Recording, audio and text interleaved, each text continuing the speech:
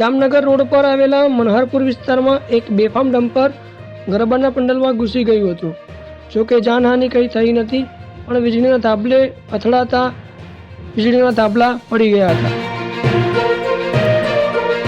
સિદ્ધપુર તિરુપતિના બીજા માળે ગુરુએ ચેલાની હત્યા કરી હોવાનું સામે આવ્યું અને પોલીસે ગુરુને ઝડપી પાડ્યો હતો. લદ્દાખમાં નેપાળ જેવો માહોલ બગાડવામાં આવ્યો છે. બીજેપી કાર્યાલયને આગ લગાવી દેવામાં આવી છે. સરકાર આગળની કાર્યવાહી કરે તેવી અપેક્ષા. ખેડા જિલ્લાના કપડવંજમાં ગૌમાંસ ભરેલી ગાડીનો પીછો કરતા આરોપીએ પોલીસની ગાડીને જ ટક્કર મારી હતી. ત્યારબાદ પોલીસે ચેકિંગ કરતા 4 લાખનો મુદ્દામાલ મળી આવ્યો હતો. આ ઉપરાંત એક વાસરડું ગૌવંશ પણ મળી આવ્યું હતું. ત્યારબાદ પોલીસે આરોપીઓને ઝડપી અને આગળ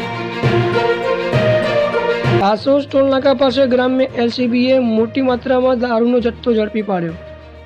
જિલ્લા એલસીબી ટીમે એક્સપ્રેસ હાઈવે પર પેટ્રોલિંગ કરતા ભરૂચથી અમદાવાદ જતા ટેમ્પાને શંકાસ્પદ લાગતા રોકતા આઈસર ટેમ્પામાં દારૂનો જથ્થો મળી આવ્યો હતો.